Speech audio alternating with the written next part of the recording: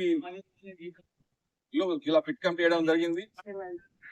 దాదాపు 25 మంది కొత్త సభ్యులు గతంలో ఎన్నికల్లో పనిచేసిన నాయకత్వం తీసుకొని కార్మికుల హక్కుల కోసం పోరాడడానికి సిఐటిలో సన్నద్ధమై ఇలా కమిటీ చేసుకోవడం జరిగింది. వాళ్ళందరికీ సింగరేణి కాల్స్ ఇంటర్నేషనల్ సిఐటి కొంత ముందుగా శుభాకాంక్షలు తెలియజేస్తా ఉన్నా. సిఐటిలకు ఆహ్వానం పలుకుతా ఉన్నాం. రాబోయే కాలంలో సింగరేణి కార్మికుల హక్కులు కాపాడుకోవడం కోసం సిఐటి ఇచ్చే అన్ని తీర్పుల్ని భాగస్వాములై కార్మికుల హక్కులు నెరవేర్చడం కోసం ఇలా కార్మిక సంఘంగా వాళ్ళందరికీ సలహాలు సూచనలు ఇస్తా ఉన్నాం. సింగరేణి కాల్స్ ఎంప్లాయీస్ ముందు ఇలా చాలా సమస్యలు పరిష్కరించాల్సినవి ఉన్నాయి.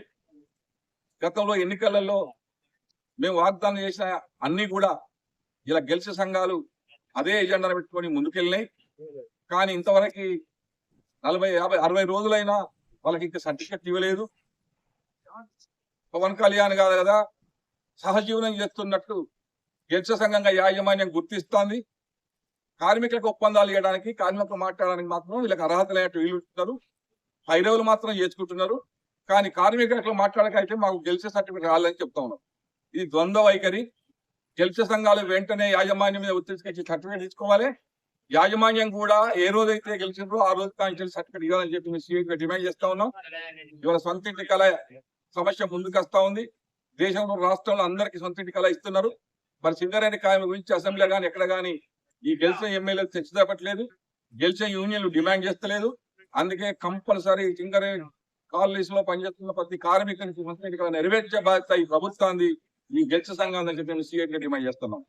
అదే సందర్భంలో పెరిగిన ఇన్కమ్ ట్యాక్స్ కానీ దానికి సంబంధించిన చాలా అంశాలు, నివాస ప్రాంతాల సమస్యలు అయితే విచ్చలవిడిగా ఉన్నాయి. మంచిళ్ళు అయితే గుట్టి డ్రైనేజ్ వాటర్ తాగాల్సిన పరిస్థితి వస్తుంది సింగరేణి కార్మికులు. ఇలా ఈ ప్రభుత్వం ఈ గెలిచాలు ఎంత గొప్పలు చెప్పుకున్నా, ఎన్ని వందల కోట్ల, ఎన్ని వేల కోట్ల లాభాలు వచ్చినా ఈ సింగరేణి కార్మికులకు ఒరిగింది ఏమీ లేదు. ఇవాళ మొత్తం నివాస ప్రాంతాల సమస్యలని ఇలా కొట్టుమిట్లాడదాం. అన్ని మొత్తం మంచి డ్రైనేజ్ వస్తుంది, మోరీలు శాఖగా ఉండవు, పాటలు రిపేర్లు ఉండవు, ఎక్కడ చూస్తే అక్కడే ఉంటుంది. హాస్పిటల్ పరిస్థితి కూడా అధ్వానంగా మారింది.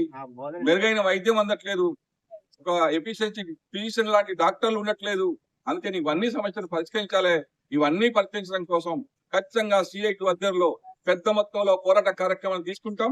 కార్మికుల సమస్యలు పరిష్కరించడం అయ్యేంత వరకు ఈ గెలిచిన సంఘాలని, ప్రభుత్వాన్ని డిమాండ్ చేసి హక్కులు సాధించేంత వరకు కార్మికులు ఖచ్చితంగా పోరాటంలో ఉండాలి. మన హక్కు సాధించుకోవాలని చెప్పి సిఐటి కార్మిక వర్గానికి విజ్ఞప్తి చేస్తా ఉన్నాం. కార్మికుల ఐక్యత, కార్మికుల ఐక్యత, సిఐటియు.